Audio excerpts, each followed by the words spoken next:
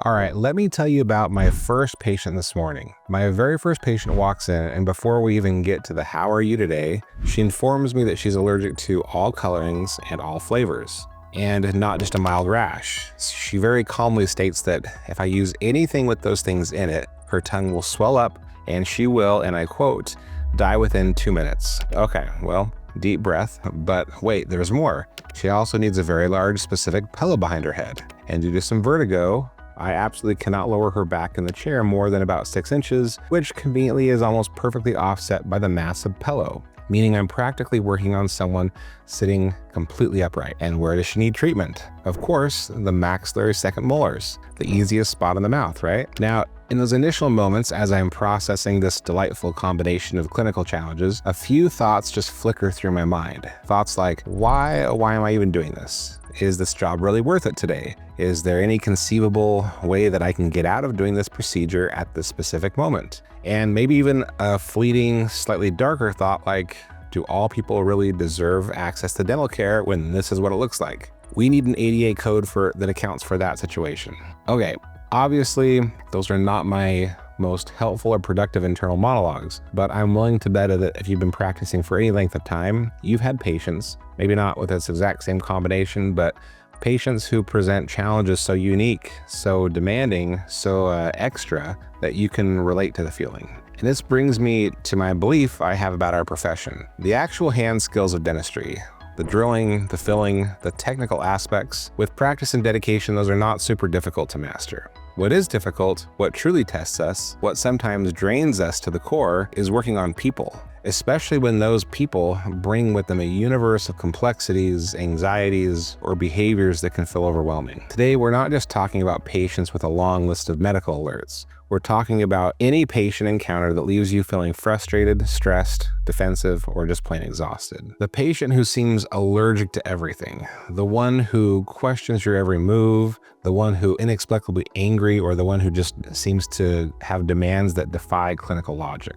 My goal for you by the end of this video is to walk away with a shifted mindset, some practical strategies to protect your own well-being, and a new perspective that can help you navigate these challenging encounters without letting them steal your joy or derail your entire day. We need to build our dental armor so you can not only survive these situations, but potentially even find a way to manage them with grace and professionalism. The first thing we need to understand when we encounter a patient who presents as difficult, whether it's due to extreme medical needs like my morning patient, or perhaps due to their attitude, their demands, or their anxiety, is that our initial internal reaction is often to take it personally. If a patient is rude, we might think, what did I do wrong? If they're overly demanding, we might feel like our expertise is being challenged. It's natural. We get into this profession to help people.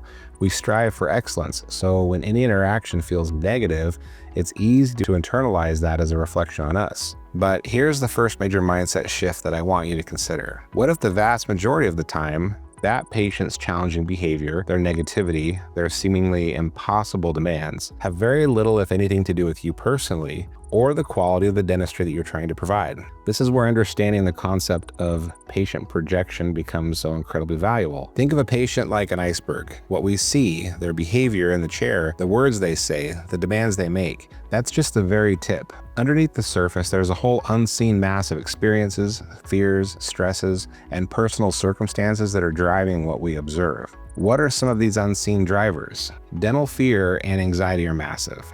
A patient who is terrified might not express that fear directly. Instead, it might manifest as irritability, aggression, constant questioning, or seeming completely irrational. They're not necessarily mad at you, they're reacting to their own profound fear. Pain, or even the anticipation of pain, can make anyone difficult. Then there are all the life stresses they might be carrying. Job problems, financial worries, family issues, personal health challenges unrelated to their teeth. Your dental office might unfortunately become an unintentional outlet for all that pent-up frustration. Sometimes it's past dental experiences, negative ones, a kind of a dental PTSD, when they're reacting to the previous bad encounter, not to you. For others, it might be control issues. Feeling vulnerable in the dental chair can trigger a need to exert excessive control over maybe every detail. Or maybe they've been misinformed by something that they read online, leading to unrealistic expectations. And yes, sometimes it's simply a personality style that is more direct or demanding across all their interactions. The key is to recognize that often this challenging behavior is a defense mechanism, a shield they're putting up because of something going on within them. So our first mindset shift is to detach and depersonalize. Adopt the mantra, this patient's behavior is a reflection of their internal state, not an accurate measure of my worth as a dentist or as a person. When you feel that initial emotional gut punch, consciously try and create a little distance. Imagine a mental shield. Remind yourself that their reaction is likely about their baggage, not your abilities. This doesn't mean that you become cold or uncaring or anything like that, but it does mean that you stop absorbing their negativity as a personal attack. Focus on the clinical task at hand, on the objective needs of the situation, rather than getting drawn into their emotional vortex. The second mindset shift that I want you to look at is to cultivate professional empathy. Now, this is different from sympathy, and it's certainly not about condoning rude or abusive behavior. Professional empathy means striving to understand the feeling behind the patient's behavior, even if you don't necessarily agree with the behavior itself. So instead of thinking, why is this patient being so unreasonable?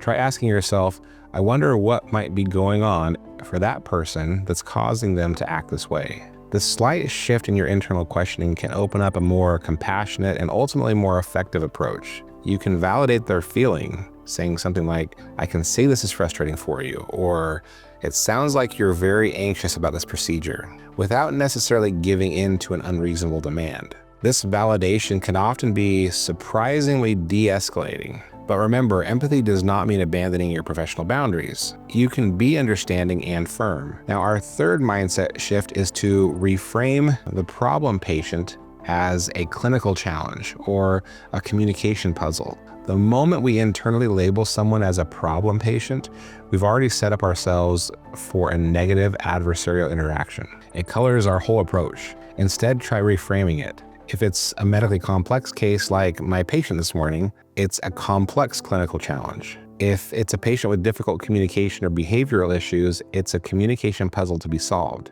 This engages your professional problem-solving brain, your clinical acumen, rather than your emotional reactive brain. The win in these situations isn't always about making the patient happy or getting them to love you. Sometimes the win is successfully navigating a complex treatment plan safely, or skillfully de-escalating a tense situation, or even making the wise and professional decision to refer when necessary. Now, with these mindset shifts in place, what are some actionable strategies? Active listening is a big deal. Sometimes a patient who seems difficult just desperately wants to feel heard. Even if their complaints seem off base to you, truly listening without immediately jumping in to correct or defend, it can work wonders. Maintain a calm, confident, and professional tone, no matter what.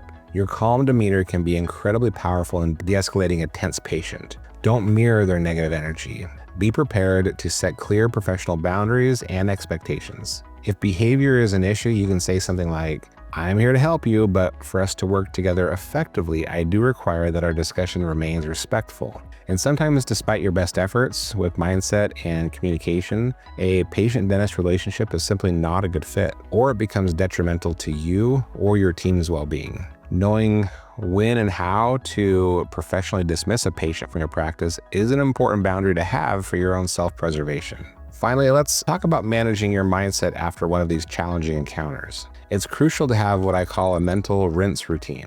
Consciously decide to let go of that negative interaction once it's over. Don't carry its residue around to that next patient appointment. And certainly don't take it home with you. If your team was involved, a brief, constructive debrief, that can be helpful. Focus on lessons learned, not just venting.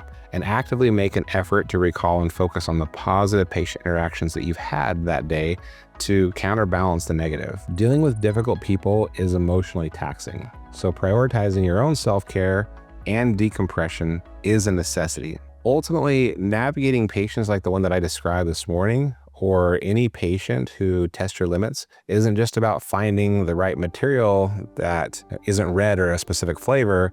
It's actually about creating a resilient, professional, and empathetic mindset.